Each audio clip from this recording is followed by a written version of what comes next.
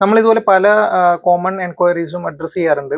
ഒരു അപ്ലിക്കേഷൻ നിങ്ങളിപ്പോൾ പ്രയോറിറ്റി ബേസിൽ സബ്മിറ്റ് ചെയ്തു. നോർമൽ സിനാരിയോയിൽ നിങ്ങൾ എല്ലാ ഡോക്യുമെന്റ്സും ഹോം ഓഫീസിൽ സബ്മിറ്റ് ചെയ്ത ശേഷം വിത്തിൻ നിങ്ങൾ 5 ഡേയ്സ് ആണ് പ്രയോറിറ്റി സർവീസ് എടുത്തിരിക്കുന്നുണ്ടെങ്കിൽ വിത്തിൻ 5 ഡേയ്സ് നിങ്ങൾക്ക് ഡിസിഷൻ വരേണ്ടതാണ്. ഇനി 2 ഡേയ്സ് ആണ്, വിത്തിൻ 1 or 2 ഡേയ്സ് നിങ്ങൾക്ക് അതിന്റെ ഡിസിഷൻ വരും. After submission of all the supporting documents എന്തെങ്കിലും റിക്വയർമെന്റ് വേണമെന്നുണ്ടെങ്കിൽ ഹോം ഓഫീസ് നിങ്ങളുടെ ഇമെയിൽ, അതായത് ആരാണോ നിങ്ങൾ റെപ്രസെന്റ് ചെയ്തിരിക്കുന്ന ആ ഇമെയിലേക്ക് കറസ്പോണ്ടൻസ് മെയിൽ വരും. അങ്ങനെ വരുവാണെങ്കിൽ നിങ്ങൾ പ്രയോറിറ്റി സർവീസ് നിങ്ങൾ മാറിയിട്ട് നിങ്ങൾ സ്റ്റാൻഡേർഡ് സർവീസിലേക്ക് വരും. സ്റ്റാൻഡേർഡ് ടൈം എന്ന് പറയുന്നത് 8 വീക്സ് ആണ്. ഒരു ഡിസിഷൻ തരാൻ വേണ്ടി ഹോം ഓഫീസ് എടുക്കുന്ന സമയം 8 വീക്സ് ആണ്. അത് വിത്തിൻ നോർമൽ പീരീഡിലാണെങ്കിൽ വിത്തിൻ ഒരു 15 ഡേയ്സിന്റെ ഉള്ളിൽ ഡിസിഷൻ വരേണ്ടതാണ്.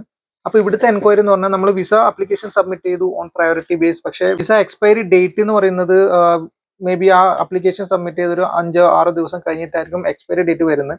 പക്ഷേ ഈ ഹോം ഓഫീസിന് ഫർദർ റിക്വയർമെന്റ് വന്നൊരു മെയിൽ കാരണം നിങ്ങളുടെ ആപ്ലിക്കേഷൻ ഡിസിഷൻ എടുക്കാൻ വേണ്ടി സ്റ്റാൻഡേർഡ് ടൈം പീരീഡ് ആണ് ഹോം ഓഫീസ് പറയുന്നതെങ്കിൽ നിങ്ങൾ വിസ എക്സ്പയറി ഡേറ്റ് കഴിഞ്ഞാലും ലീഗാലിറ്റി കണ്ടിന്യൂ ചെയ്യും. അതായത് നിങ്ങളുടെ സെക്ഷൻ 3C ലീവ് എന്ന് പറയും. അപ്പോൾ സെക്ഷൻ 3C ലീവ് കണ്ടിന്യൂ ചെയ്യും ടിൽ ഡിസിഷൻ. അതായത് നിങ്ങളുടെ ലീഗൽ സ്റ്റേറ്റസിൽ ഒരു പ്രശ്നം ഉണ്ടാവില്ല, നിങ്ങൾ ഓവർ സ്റ്റേഡോ കാര്യങ്ങളൊന്നും വരില്ല. അപ്പോൾ ഈവൻ ദോ നിങ്ങളുടെ വിസ പീരീഡ് എക്സ്പയർ ആയാലും നിങ്ങൾ പേടിക്കേണ്ടതില്ല. നിങ്ങളുടെ ഡിസിഷൻ വരുന്നത് വരെ നിങ്ങൾ ലീഗൽ സ്റ്റേറ്റസ് കണ്ടിന്യൂ ചെയ്യും.